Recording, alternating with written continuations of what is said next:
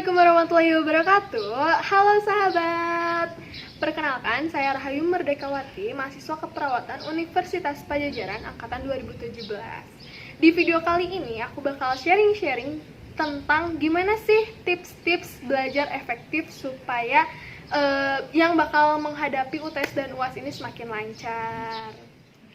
Nah, sebelumnya aku dapet tips-tips ini tuh dari Quora. Nanti aku bakal taruh linknya di bawah sini. Tips yang pertama, jangan dibiasakan belajar di kasur. Karena apa? Karena jika kita berada di kasur, otak kita langsung memberikan sinyal bahwa ini waktunya sebentar lagi kita untuk tidur. Tips yang kedua, jangan belajar persis di depan kipas angin atau AC. Karena apa? Karena itu akan membuat mata kita menjadi kering dan mudah mengantuk. Tips yang ketiga, cari waktu yang tepat. Aku akan sharing gimana perbandingan belajar di pagi hari dan di malam hari.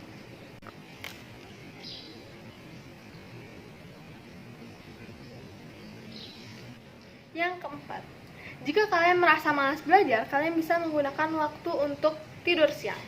Karena apa? Karena tidur siang itu akan membuat kalian menjadi lebih semangat. Tapi ingat, tidur siangnya cukup 15-20 menit saja. Yang kelima, hindari makan nasi berlebihan sebelum belajar. Karena apa? Karena makan nasi bisa membuat kalian menjadi semakin lemas dan tidak bersemangat. Yang keenam, kalian bisa menempelkan kata-kata mutiara atau motivasi di dinding atau di schedule board kalian. Seperti ini. Yang ketujuh, gangguan terbesar saat kalian ingin memulai belajar yaitu HP. Jadi kalian perlu mematikan atau menjauhkan HP saat ingin memulai belajar. Yang kedelapan, untuk mempermudah kalian dalam belajar, kalian bisa membuat catatan dengan menggunakan pensil berwarna. Atau juga bisa dengan menempelkan sticky notes. Atau kalian bisa membuat mind mapping semenarik mungkin. Yang kesembilan, untuk menemani kalian belajar, kalian bisa menggunakan playlist di Spotify atau Joox dengan nama playlist Study2 atau Lofi. Seperti ini.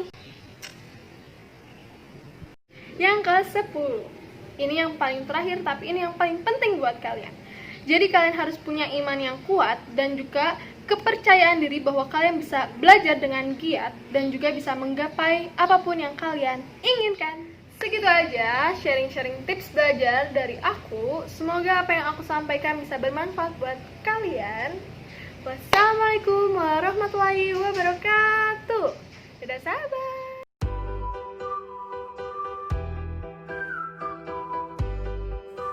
Halo teman-teman, aku Stefani, angkatan 2017. Dalam video ini, aku akan sedikit berbagi tips belajar selama di rumah aja. Teman-teman gimana nih kabar kuliah online-nya? Menyenangkan gak? Atau malah makin pusing dan gak ngerti dengan apa yang dijelasin dosen? Atau teman-teman udah bosan dan bahkan jenuh dengan semua rutinitas selama di rumah aja? Jangan sampai pusing dan stres sendiri ya. Hal ini gak baik buat kesehatan tubuh dan mental kalian. Di sini aku akan bagi-bagi sedikit tips belajar untuk membantu kalian selama kuliah online dan self-study. Oke, langsung aja ya. Tips pertama dari aku yaitu, kalian bisa mulai dengan membuat list. Nah, kalian harus buat list apa yang mau dikerjain, apa yang mau dipelajarin, dan tugas-tugas apa saja sih yang menanti.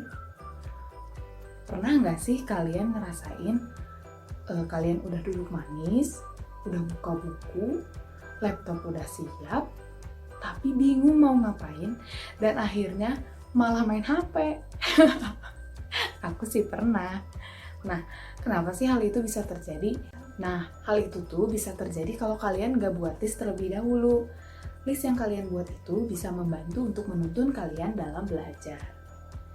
Di sini kalian gak hanya membuat to-do list, jadi list yang dibuat itu harus dibuat secara mendetail. Kapan mau dipelajarinya, apa yang akan dipelajarinya, dan disertai dengan durasi belajarnya.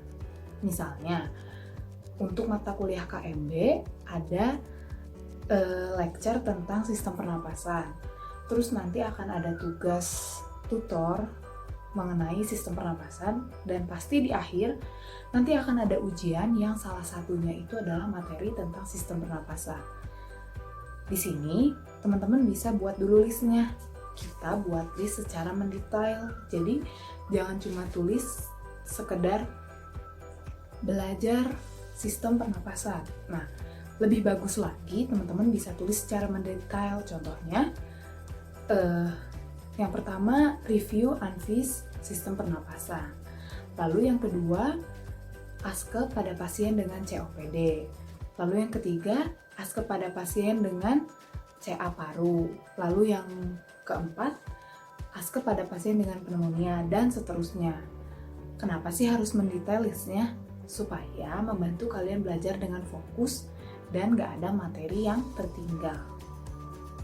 Nah, setelah itu teman-teman bisa buat jadwal.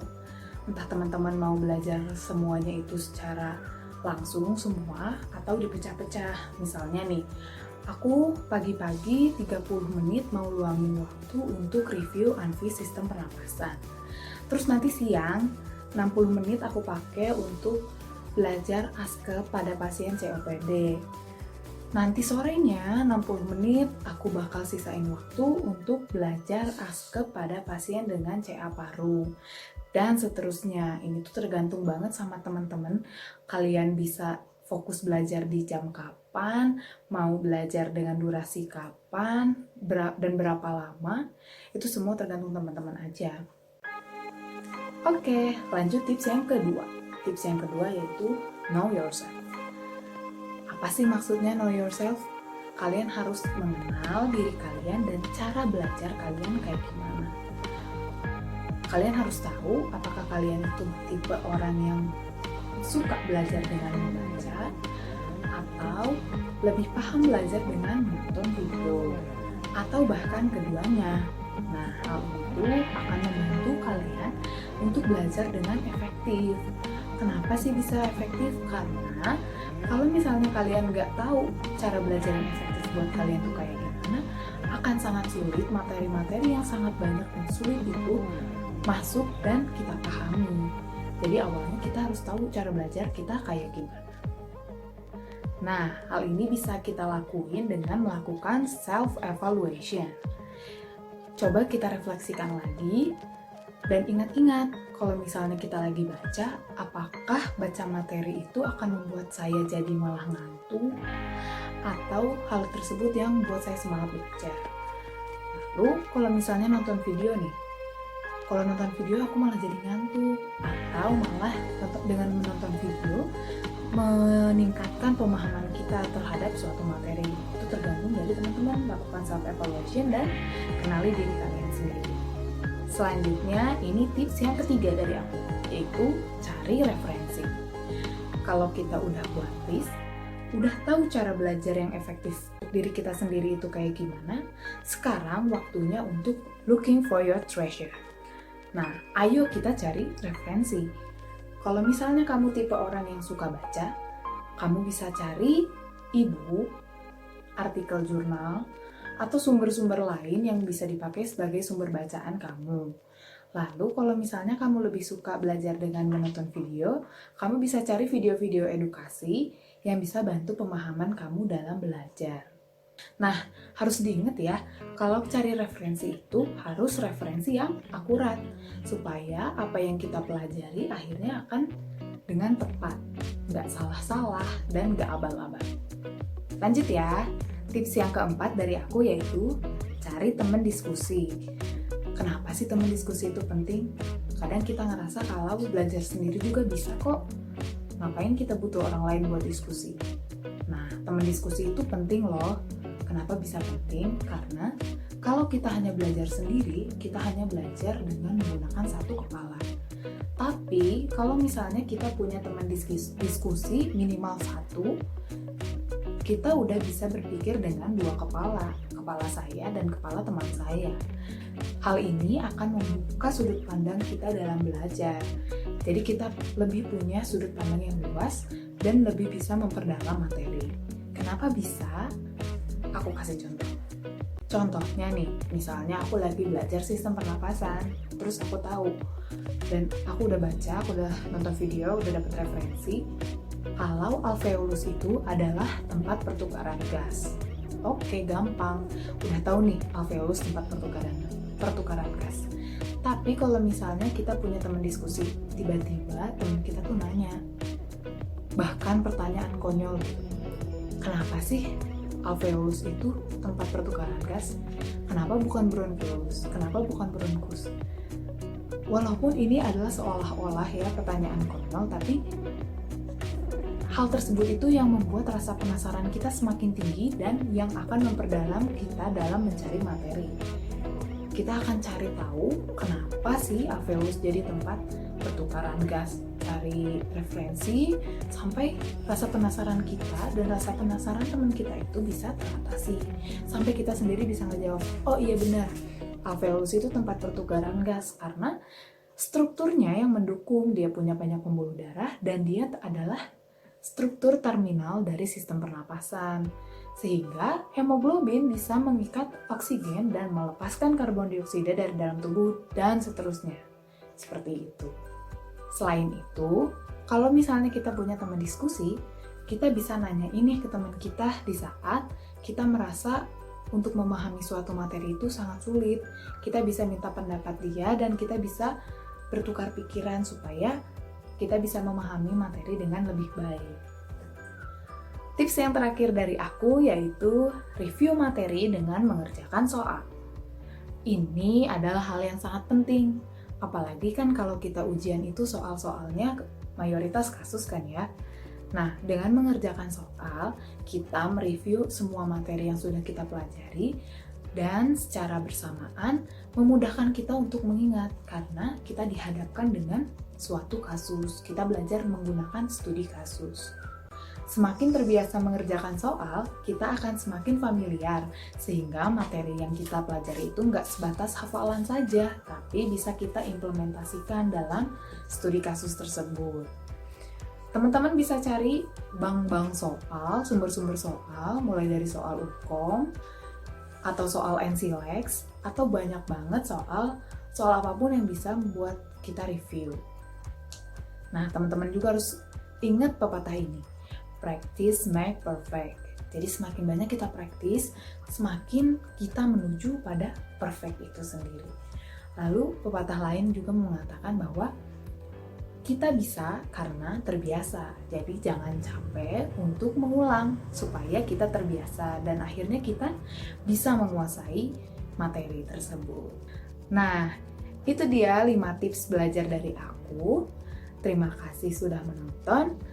Dan kalau misalnya teman-teman berpikir bahwa apa yang udah aku sampaikan itu bermanfaat, maka teman-teman bisa banget coba untuk lakukan dan evaluasi gimana, apakah ada peningkatan atau harus bagian mana yang harus ditingkatkan. Oke, terima kasih sudah menonton. Selamat mencoba. Semangat terus ya. Dadah.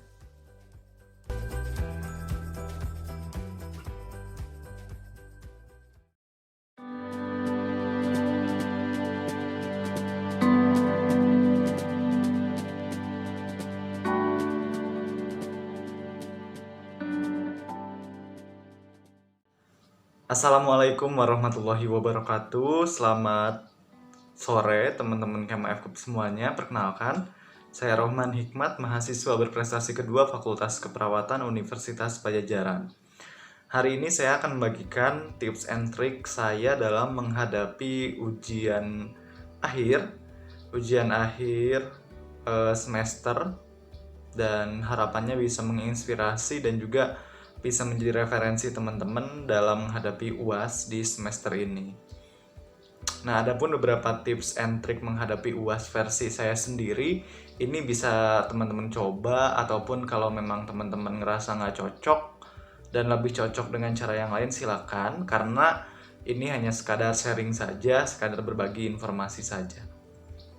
Nah, untuk tips and triknya tersendiri, yang pertama itu teman-teman harus tidur secukup mungkin. Jadi harus istirahat yang nyaman dan cukup gitu waktu tidurnya. Jangan sampai teman-teman bergadang sehingga besoknya malah ngantuk dan gak fokus dalam mengerjakan soal UAS. Jadi lebih baik teman-teman tidur yang cukup agar mendapatkan waktu istirahat yang cukup dan juga memulihkan kembali energi untuk menghadapi UAS besok.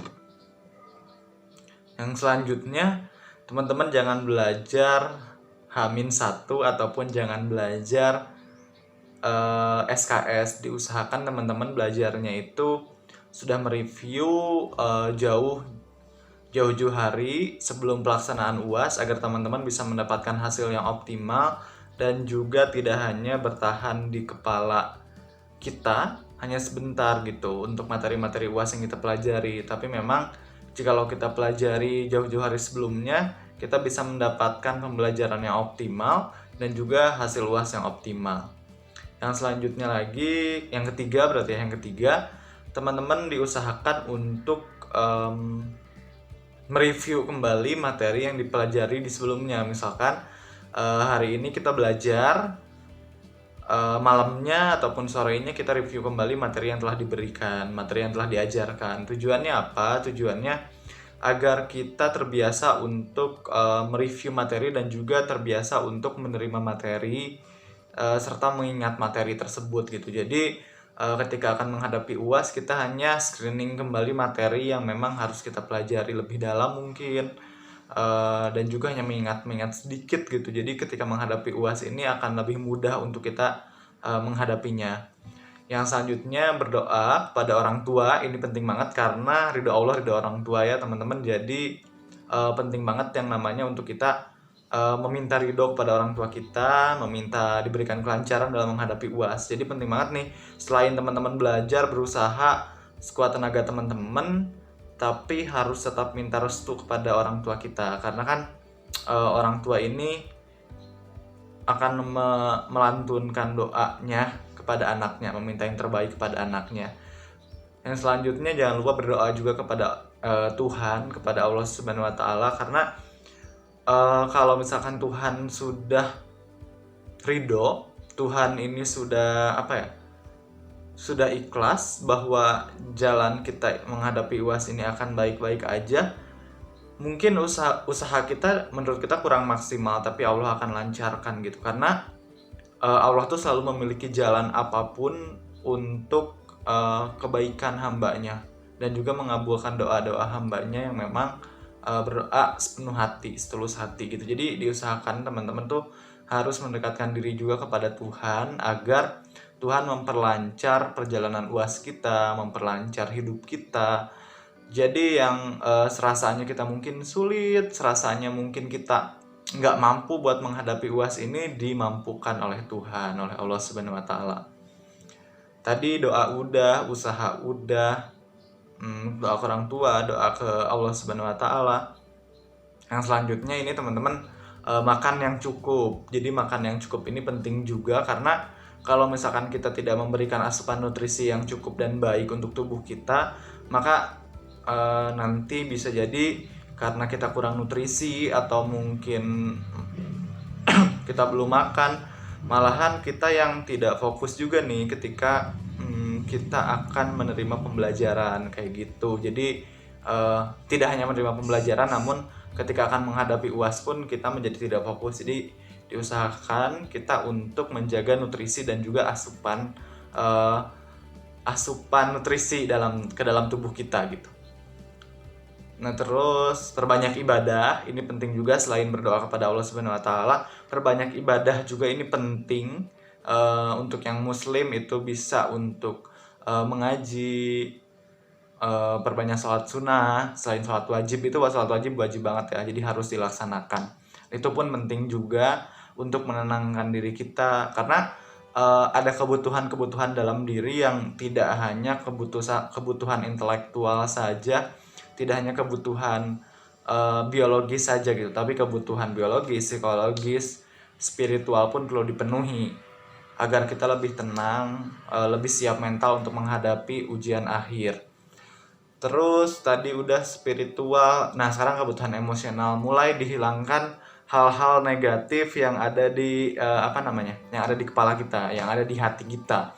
Kadang nih penyakit iri, penyakit dengki, penyakit hati yang mencokol dalam diri kita. Hal tersebutlah yang menghambat kita dalam memperlancar pengerjaan soal ujian kayak gitu. Jadi penyakit ini itu ternyata berdampak pada banyak hal. Jadi diusahakan mungkin kita mulai mengkikis setiap penyakit hati yang ada dalam diri kita, mulai menghilangkan pikiran-pikiran dan aura-aura negatif gitu, mulai stay positif, berpikir positif, dan juga berperilaku yang positif untuk kelancaran hidup kita, kelancaran UAS kita kayak gitu.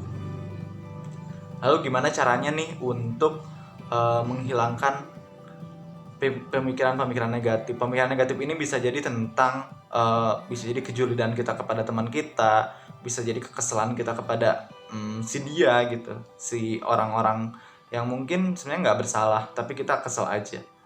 Nah ini caranya, atau mungkin pikiran-pikiran negatif seperti kayaknya UAS ini susah deh, kayaknya dosennya kayak gini ya, banyak lagi. Nah caranya itu kita mulai bayangkan hal-hal yang positif. Misalkan kita dulu pas SMA pernah mendapatkan nilai ujian bagus, nah itu kita coba bayangkan yang bagus-bagus, karena dengan membayangkan yang bagus-bagus itu kita akan kita akan ter-mindset yang positif juga kayak gitu. Misal bayangkan pas SMA ujian matematika tersusah kita bisa dapat nilai 100, terus ada dosen yang baik dan lain-lain. Coba bayangkan hal-hal yang positif, karena sejatinya kita ini harus mulai dari pikiran kita, dari hati kita kayak gitu. Itu aja sih sebenarnya tips untuk menghadapi UAS di semester ini. Tetap semangat menjalankan UASnya. Yakinlah bahwa Tuhan telah mengatur rencana sebaik mungkin, telah membangun skenario sebaik mungkin demi keadilan buat kita semua. So, stay positif, terus berpikir positif, dan di rumah aja. Terima kasih. Wassalamualaikum warahmatullahi wabarakatuh.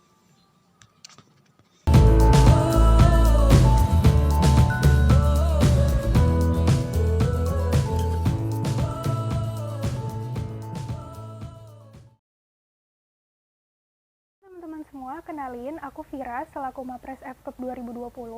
Kali ini aku akan membagikan ke kalian tips belajar dari rumah yang insya Allah bermanfaat, dan sedikit sangkalan kalau tips belajar yang aku bagikan di sini menyesuaikan dengan tipe belajar aku, yaitu audiovisual, sehingga mungkin teman-teman yang punya tipe belajar yang berbeda dari aku bisa sedikit menyesuaikan, biar tips yang aku berikan ini juga bermanfaat buat kalian. Nah, langsung aja masuk ke poin pentingnya, yaitu tips belajar. Menurut aku, tips belajar dari rumah dan dari kampus tidak ada bedanya, karena yang membedakan hanya masalah tempat. Jadi lagi-lagi balik ke bagaimana kita menyiapkan, bagaimana kita belajar seperti biasa. Jadi tips belajar yang aku bagikan sekarang ini memang adalah tips belajar yang biasa aku gunakan sehari-hari. Nah, apa aja sih tips belajar yang biasanya aku pakai? Yang pertama tentunya awali dengan niat. Jadi niat ini merupakan unsur penting sebelum kita memulai segala sesuatu termasuk belajar.